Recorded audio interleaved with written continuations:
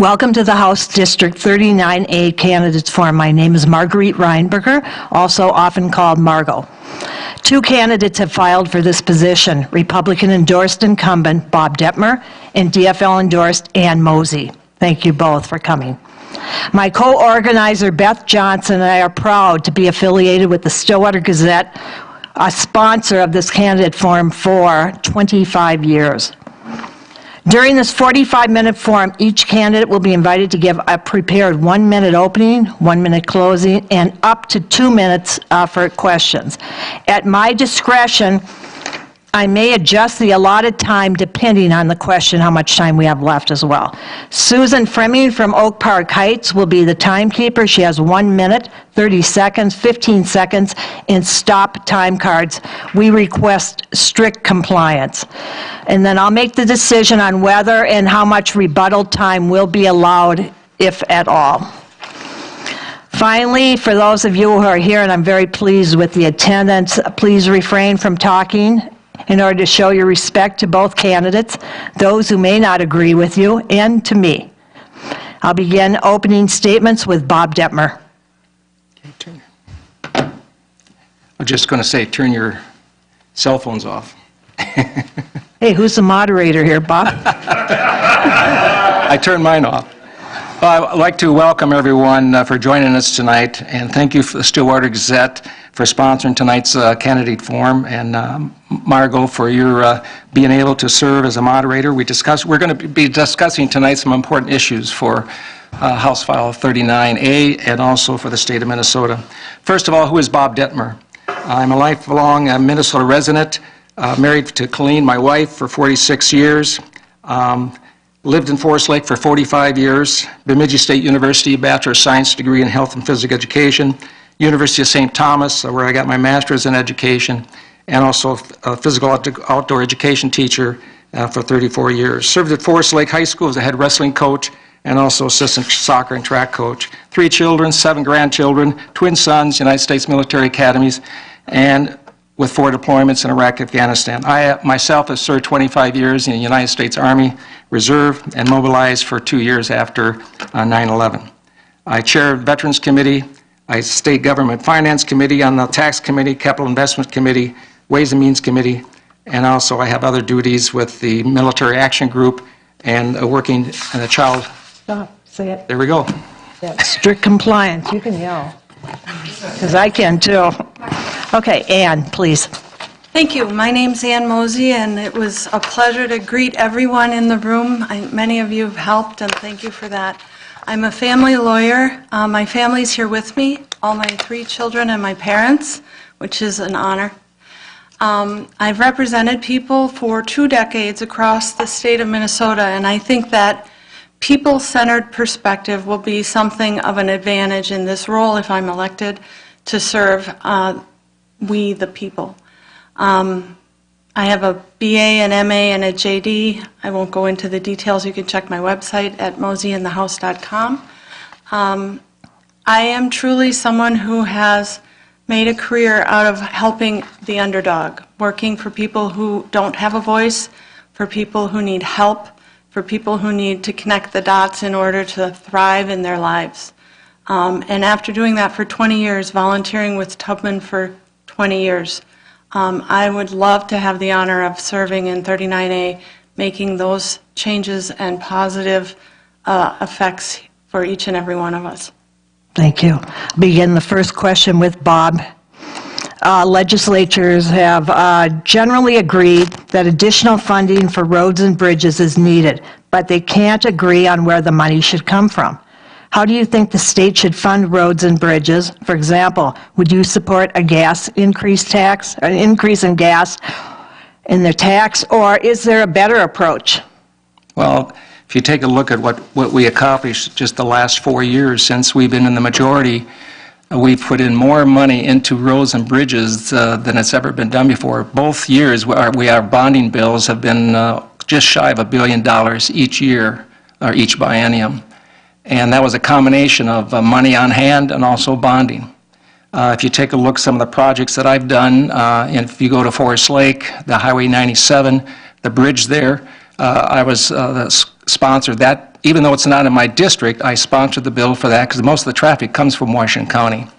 And that's a $9 billion project that I sponsored, and also Anoka County came up with $3 million, and MnDOT came up with $3 million. And then if you look in Stillwater here, along the where the big paddle boats are, that shoreline there where it's eroding from the flood lines, we got some project work, some money there to build up that project. So the combination of bonding money and also money on hand is the way to do it. We didn't need to have a gas tax. We didn't need to. The money was coming in. Thank you. Ann? So the bonding bill that passed this biennium was less than one would have thought because it's borrowed money, so when the interest rates are low, it's a good idea to borrow more. It's, from the Democrats' perspective, it's a jobs bill.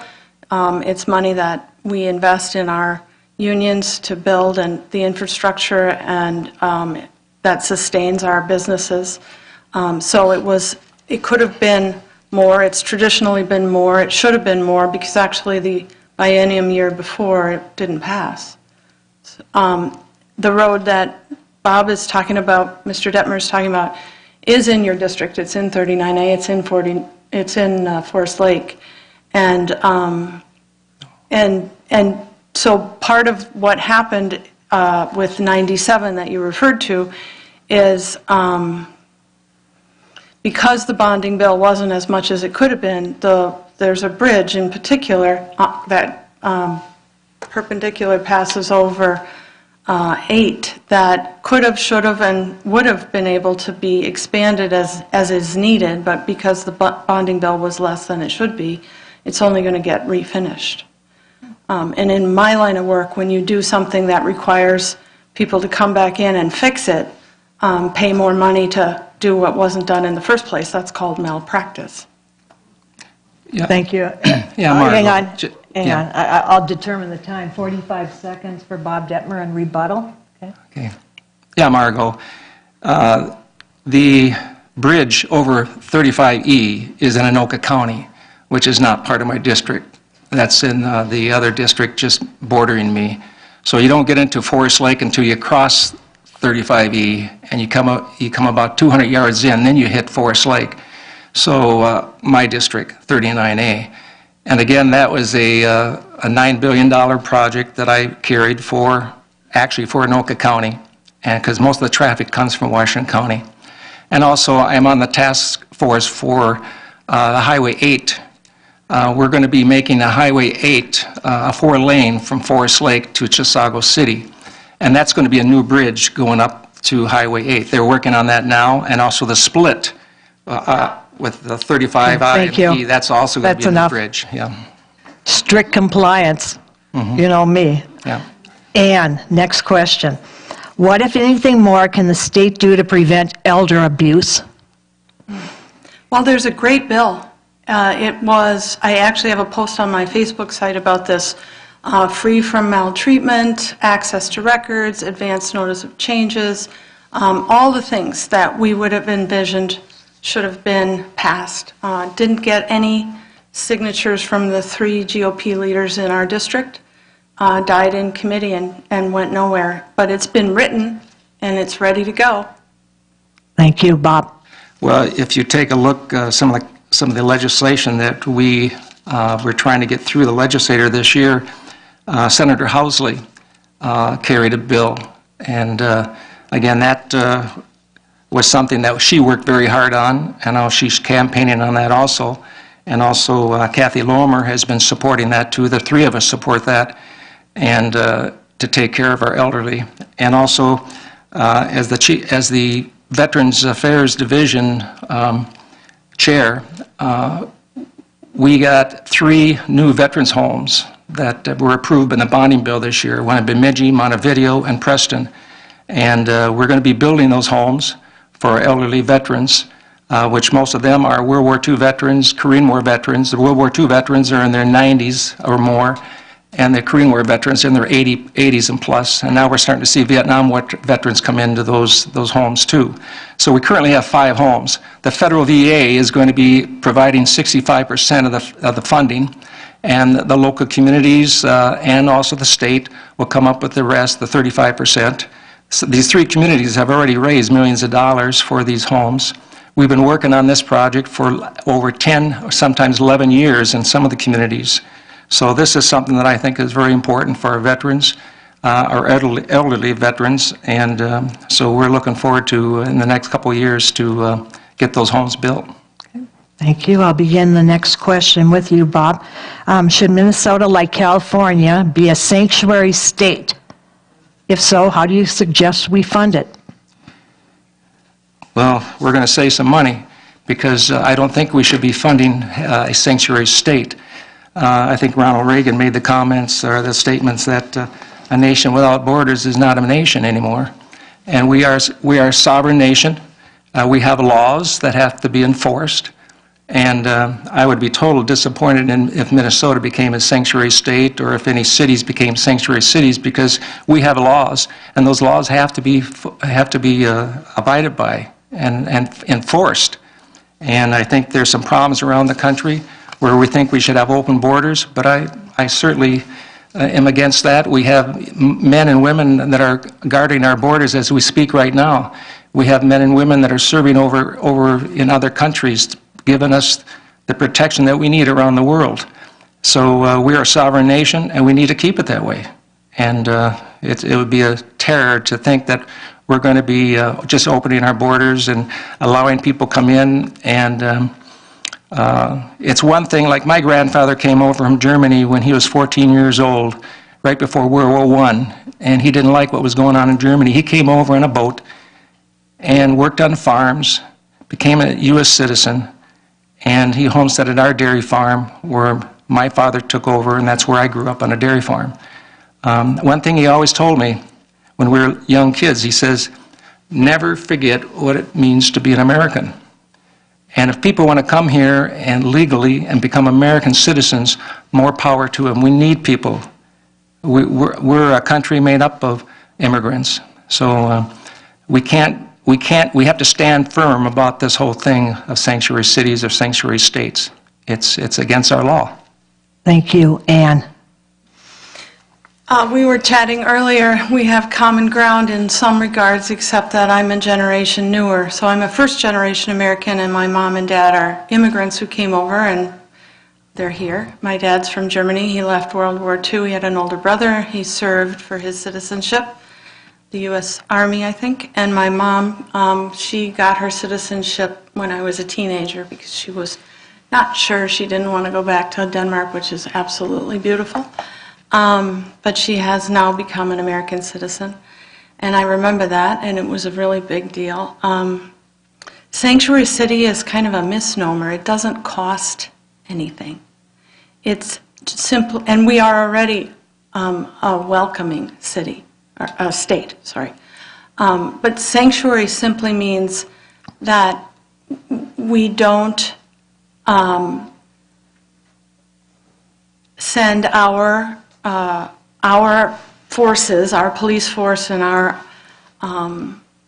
staff to assist the federal government. They do their own job. That's all it means. It's not it's actually cost savings to be a sanctuary city. I think what's going on in the country right now in persecuting people based on a contorted system of labeling people as illegal has been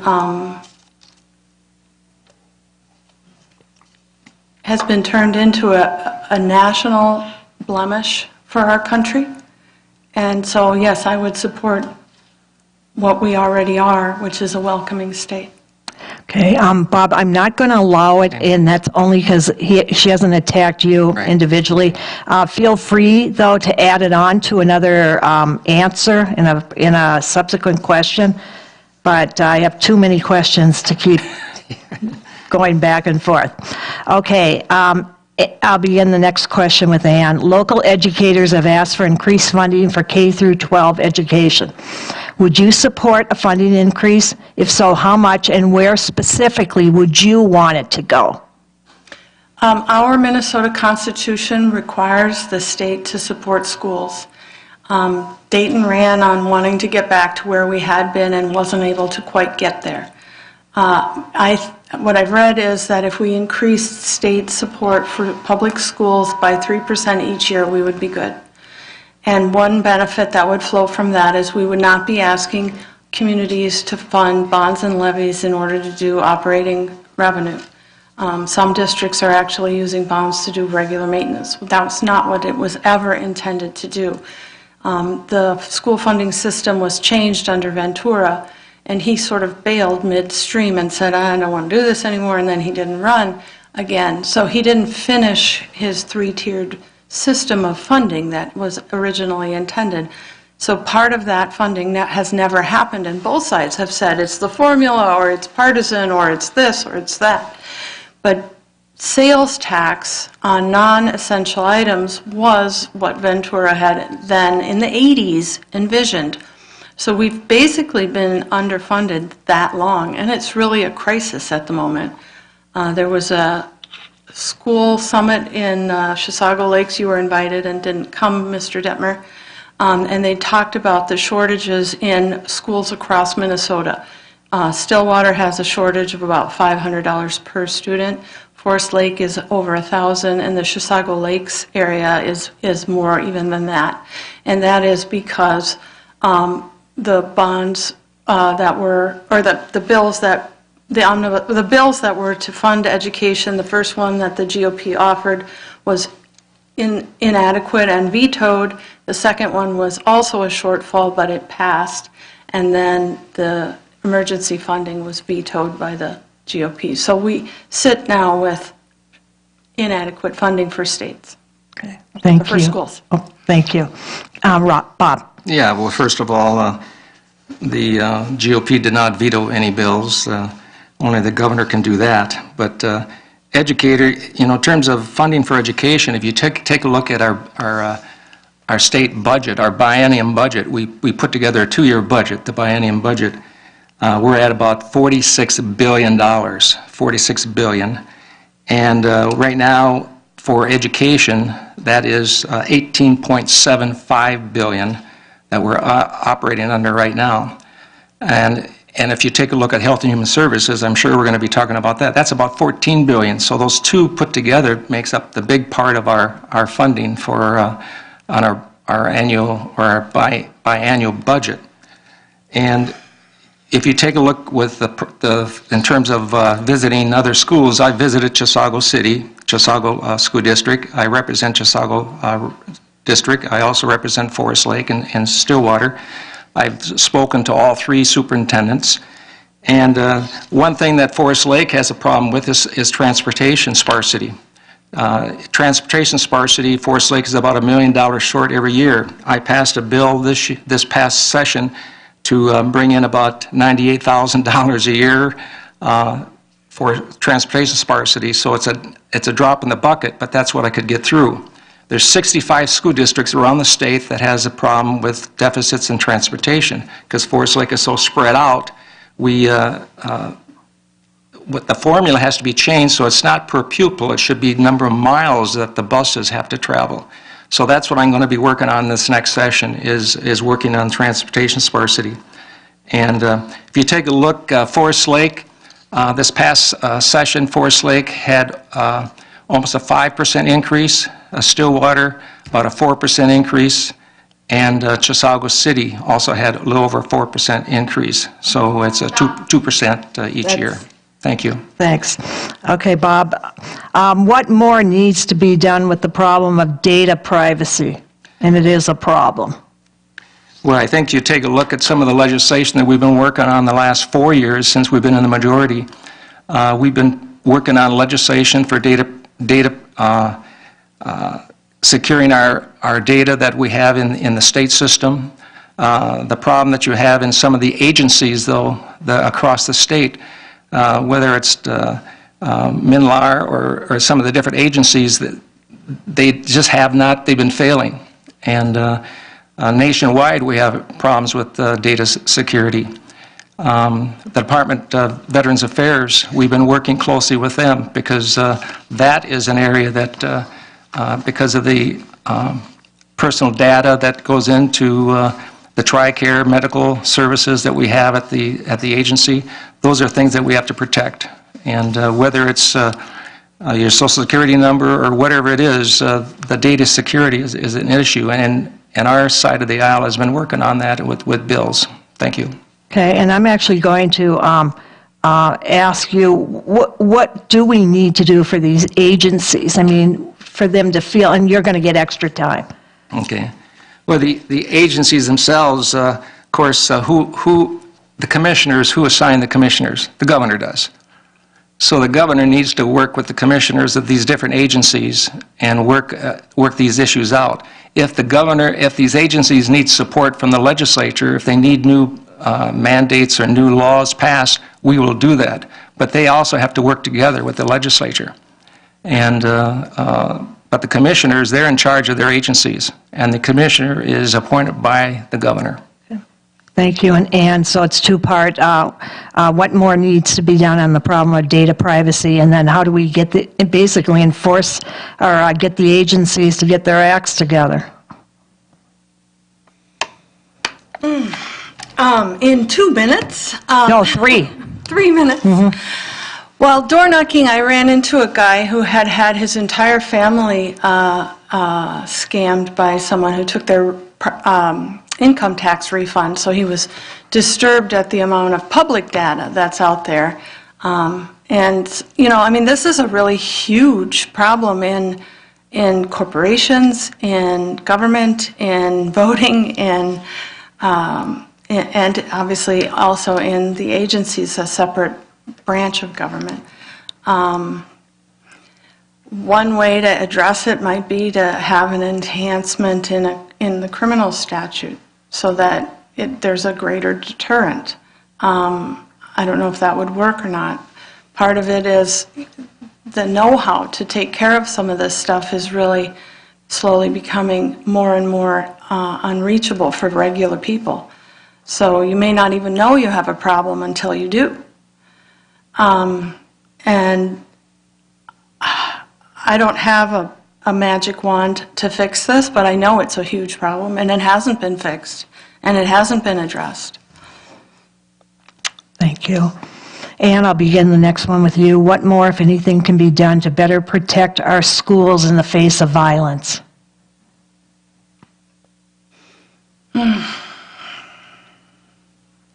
Well, I like the idea of like the courthouse has, where you walk through a security check, because I want to make sure my kids are safe. I don't like the idea that there might be an accident or some horrible experience that would harm them, and I know everybody feels that way. For whatever reason, schools have been somewhat of a sensational target. It's maybe not, the numbers don't quite match up. I understand that there was a investigative report, and we think there were over 200, and there were actually under 100, but it's still too many. So I would invest in some safe school protection. I think that is a good idea, and it is important.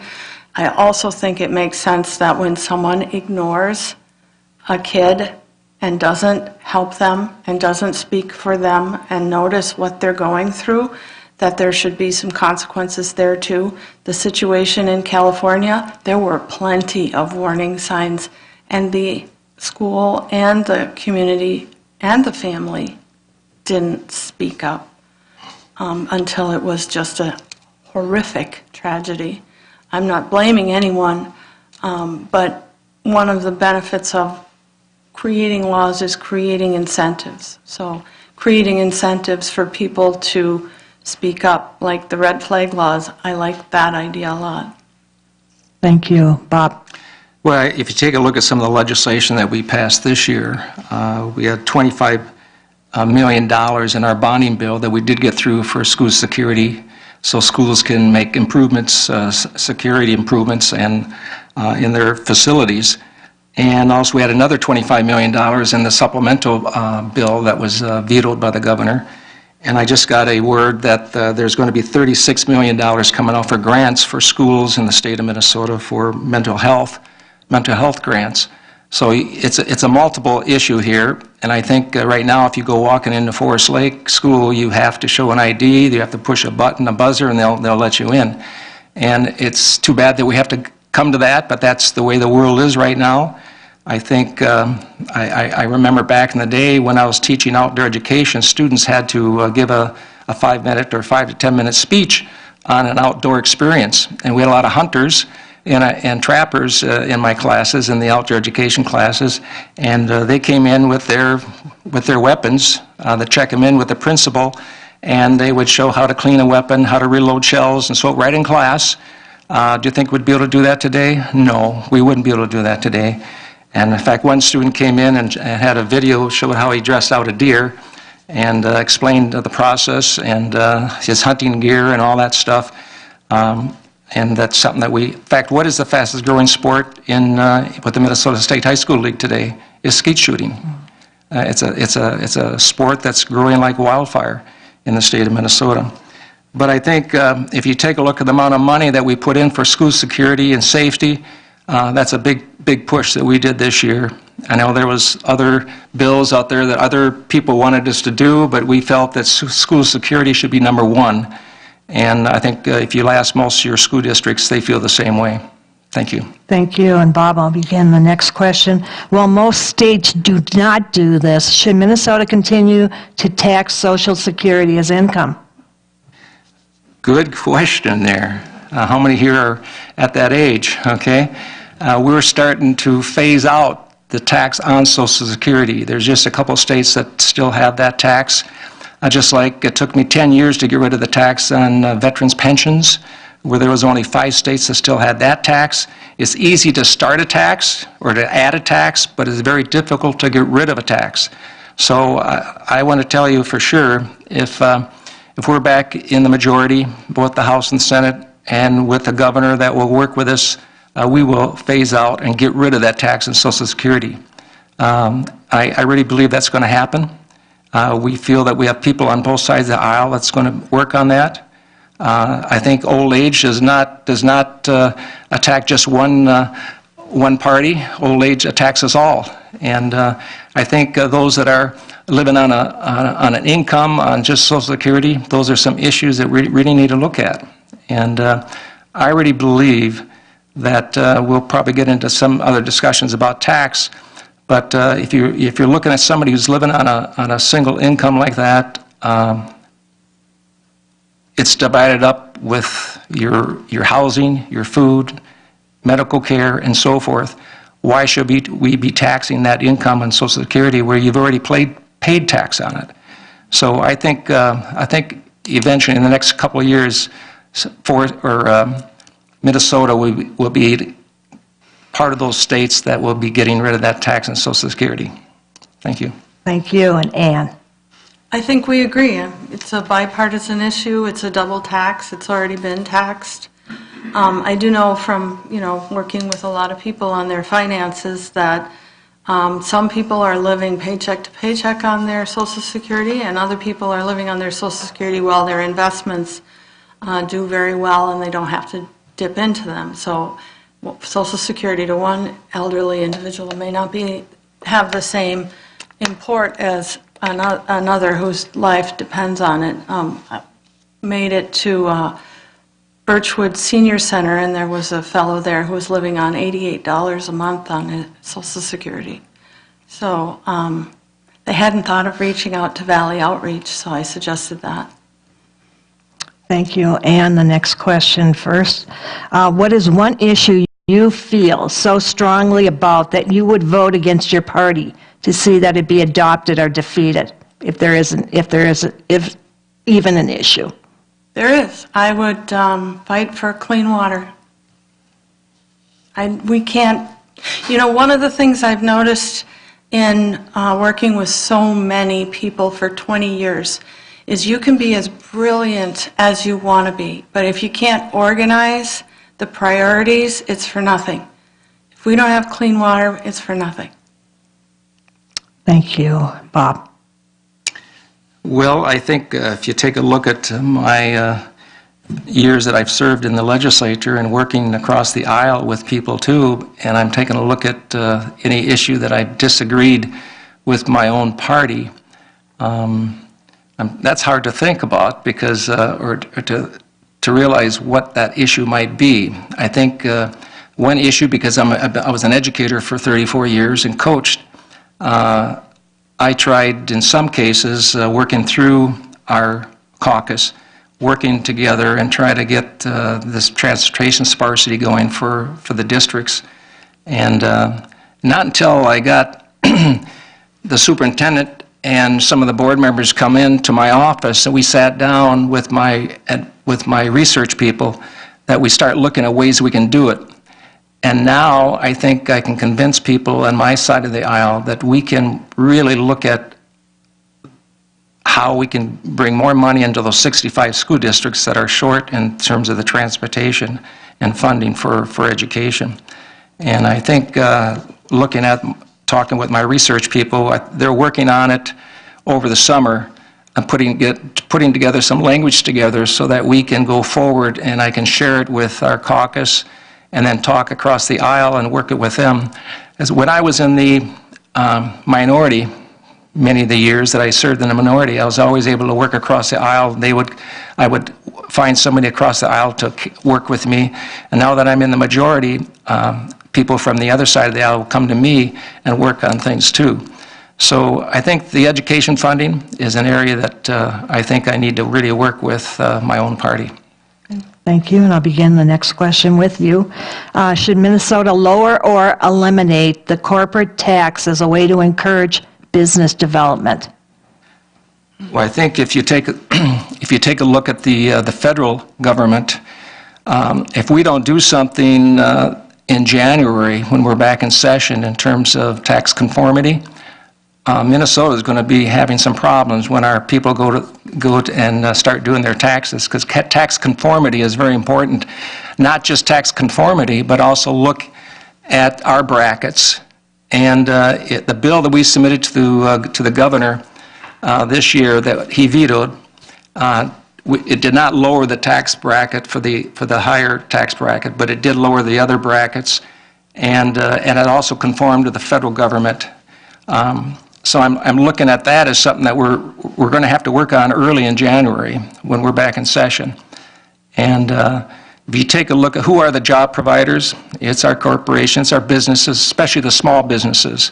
They're probably hit the hardest here in Minnesota. So I think looking at taxes is, talking to people as I'm traveling through the district. Taxes is a big issue, and health care is a big issue. Those are the two big issues that we have here in Minnesota. So I think that is something that we're going to be working on in January also. Thank you. Ann? Yeah, so I think in Minnesota, one of our strongest allies to a strong economy is our small businesses. We have more and more successful small businesses than many states, and we do have tax-friendly laws for them.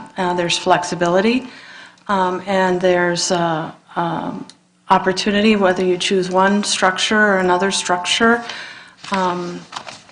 It's not simple. I would not say that it's simple, and I like the idea of simplifying it some more.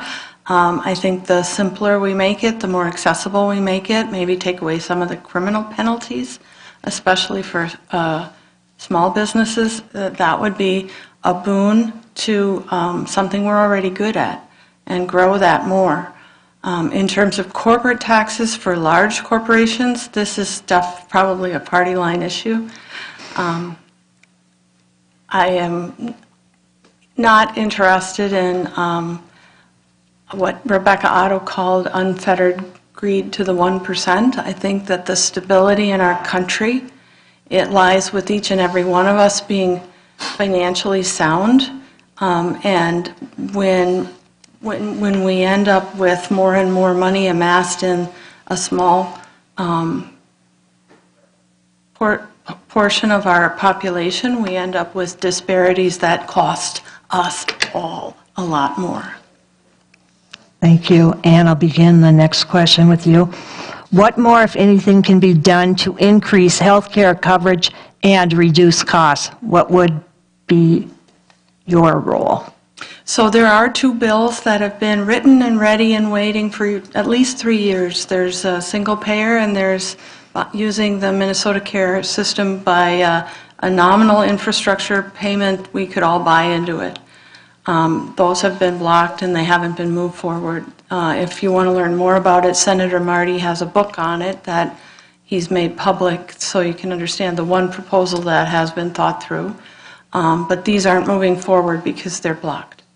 My dearest friend and door knock extravaganza was knocking with me because she believed in me so passionately with a fractured hip.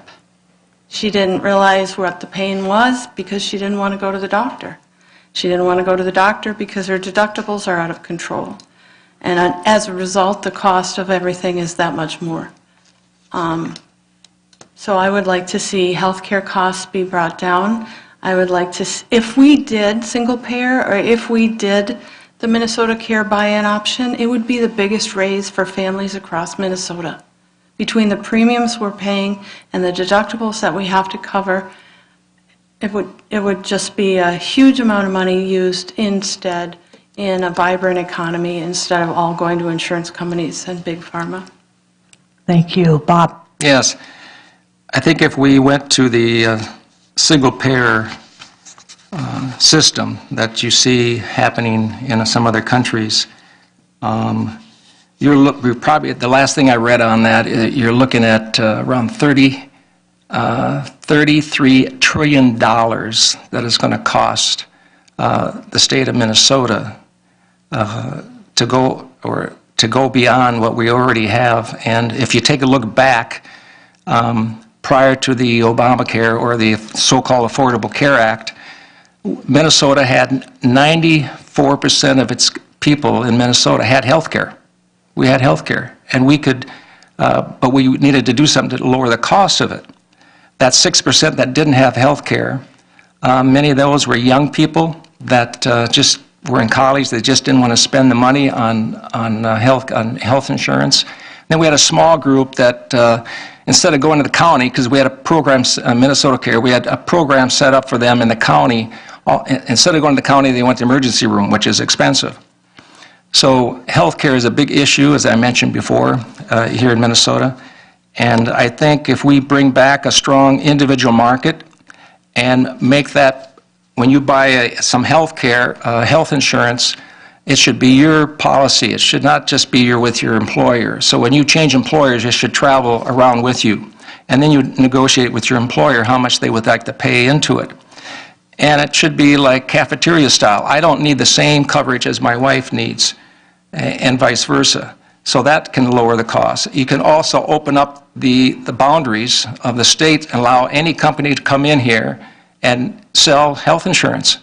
That's important because competition will lower the cost. And also tort reform. Some of the lawsuits that our doctors are faced with, that is passed on to the patients. So thank you. Thank you. Our final question for the night, Bob. What are 2 priorities in your district that you are absolutely adamant on seeking? Okay, well, good. 2 priorities. Number 1 is the transportation issues that we have in the northern part of Washington County and also the southern part of Chisago County. Those roads and bridges, if you've tried to go up to Duluth, I tell people, well, when you get to Hugo, move over to 61, then go north, and when you get up to Wyoming or North Branch, and then head back on to 35. We need to work, our infrastructure is so important, and so that's a priority for me. And also, being an educator for those 34 years, Forest Lake is in November 6th, the voters will go to look at a levy. I met with Steve Massey, the superintendent, In fact, the superintendent before Steve was Linda Matson. She was a student of mine when she was in high school.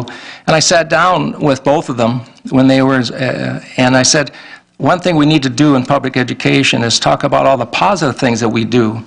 Because if something negative happens, it always makes the press. And so I told Steve when we met, and he came up to my office a couple times. We sat down and chatted, and I said, one thing that people don't understand in public education is that bonding is for bricks and mortar, levy is for operational cost, and you need to get that word out to the people. And I did submit a letter of support to the superintendent. He's going to put it on their Facebook or on their website. But I think I'm also encouraged what's going on with our charter schools, and also I'm encouraged with the private schools, the Catholic schools that we have, and also homeschooling. I was a guest speaker at the homeschool graduation this year, and they have 200-some students in this homeschooling program. They had 18 graduates this year. And one of our charter schools, Leela in Forest Lake, has 1,000 students in it, and the other charter school has 500 students. Thank you. Thank you. Ann? So the primary issue that I would like to address for this community would be education funding. It has been inadequate for too long. It is not supposed to fall on the backs of levies and bonds. And if we increase it, it was not that the GOP vetoed the governor, it was that the governor begged the GOP to please pass emergency funding. It would have been $126 per student, so that we wouldn't feel the pressure of the bill that did pass in this next academic year. For Forest Lake, it would have been half their deficit, and so that's what I meant that the GOP refused to do. So that's something that I feel very strongly about. We should not be fighting amongst ourselves over policy when the real problem is that the funding hasn't been sufficient. And for my second priority, I would say funding education. It's the same priority. It is so important that we take care of our kids. Every dollar spent on our kids multiplies 20-fold in our economies. It's not money wasted, it's money invested.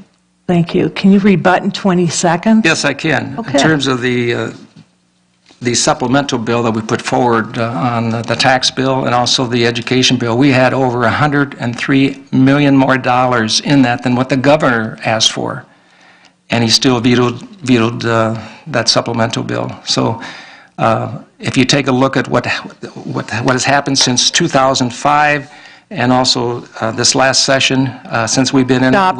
Okay. Susan, don't be shy. Force these guys. 1 minute closings. Ann? So in closing, I would like to highlight that the bill that Detmer spoke of is a 989-page bill that came out 10 minutes before the deadline and included everything in the world, including that beet juice on the road would no longer be an offense. And it was vetoed because of I'm not kidding, that is in the bill. It was that expansive, that inclusive, and that broad. It included policy that the governor didn't agree with. And it was vetoed even though there were good things in it, because there were so many other things in it. I think the most important thing that we can do to regain trust in our government is accountability and transparency. The private systems should mirror the public systems, and we should have rules that make sense instead of creating loopholes. My race is about the whole community and about supporting everyone instead of using political gamesmanship at the cost of our kids and at the cost of our communities. Thank you. And Bob? Okay. What I'm going to do, I'm going to close with what my philosophy is in terms of my political philosophy. Number one, I believe in a limited government is the best government, and the free enterprise is the best path to prosperity for all Minnesotans. Number two, we need to make government better, not bigger. I support reducing taxes, spending, regulations, and creating businesses opportunities for our hardworking families and their businesses.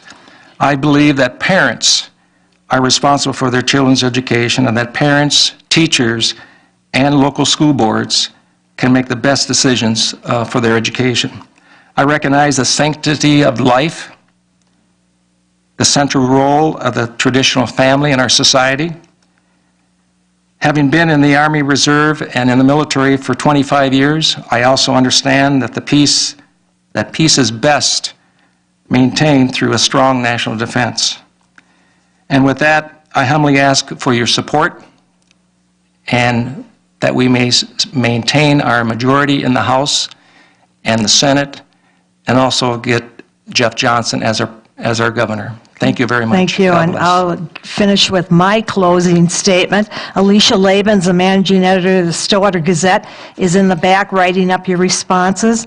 They'll appear in the Friday, October 26 newspaper. The write-up will be disseminated to the Forest Lake Times, which is also owned by the parent company is Adams Publishing Group, and they now own both of those newspapers.